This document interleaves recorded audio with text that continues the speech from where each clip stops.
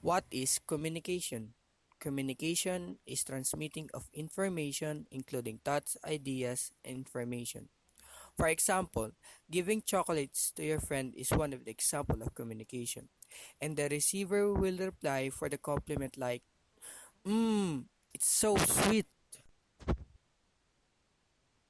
The process of communication works. The communication process starts with sender that transmit the particular message. Encoding where how you're going to communicate with the tone of our voice and how we send the particular message. The receiver will be the one who received the message. They were listening what was the sender's message. The decoding mean is trying to understand and interpreting a particular message. Just for example, James talks to Mayla about the media and information literacy. James will be the sender and Mayla will be the receiver. The receiver that will interpret and understand the message. And the class is the noise where the receiver and sender interrupt. First, sender, the person who intends to convey the message with the intention of passing information and ideas to other is known as a sender or communicator. Second, ideas. This is the subject matter of the communication. This may be an opinion, attitude, feelings, views, orders, or suggestion. Third, encoding. Since the subject matter of communication is theoretical and intangible, its further passing requires use of certain symbols such as words, actions, or pictures. Conversion of subject matter into this symbol is the process of encoding. Fourth, communication channel. The person who is interested in communicating has to choose the channel for sending the required information, ideas, etc. This information is transmitted to the receiver through certain channels which may be either formal or informal.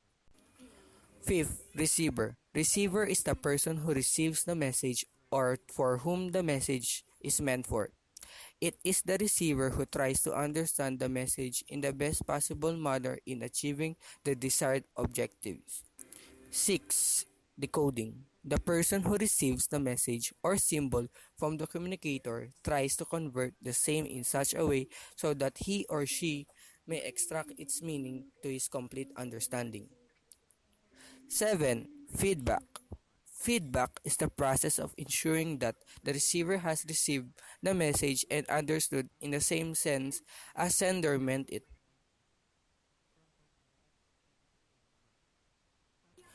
Types of communication. People communicate with each other in a number of ways that depend upon the message and its content in which it is being sent. Types of communication based on the communication channel used are verbal communication and non-verbal communication. Verbal communication, it refers to the form of communication in which message is transmitted verbally. Verbal communication is divided into two, oral communication and written communication. In oral communication, spoken words are used. It includes face-to-face conversation, speech, telephonic conversation, video, radio, television, voice over internet, and many more. Communication is influenced by pitch, volume, speed, and clarity of speaking. Now, in written communication, signs or symbols are used to communicate. In written communication, message can be transmitted via email, letter, report, memo, and many more. Most common form of communication being used in business.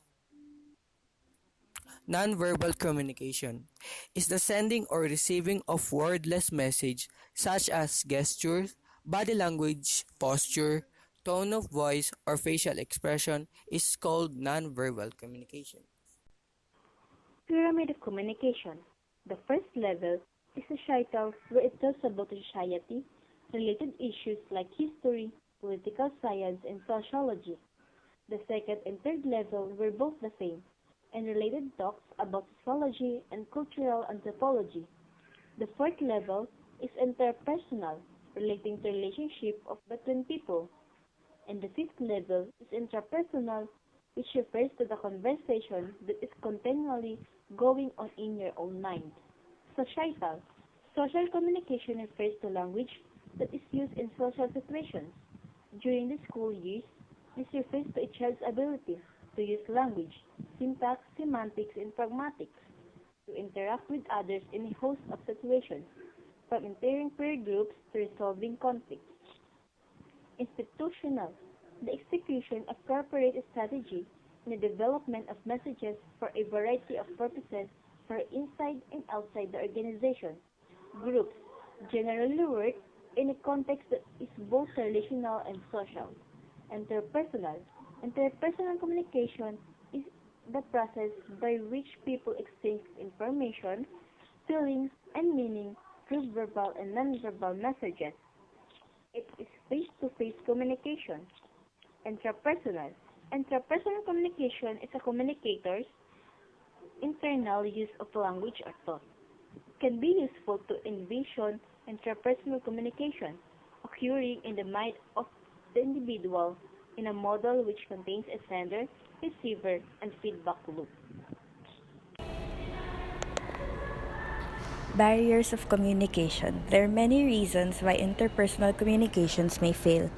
In many communications, the message, what is said, may not be received exactly the way the sender intended. It is therefore important that the communicator seeks feedback to check that their message is clearly understood. The common barriers to effective communication are physical barriers, perceptual barriers, emotional barriers, cultural barriers, language barriers, gender barriers, and interpersonal barriers.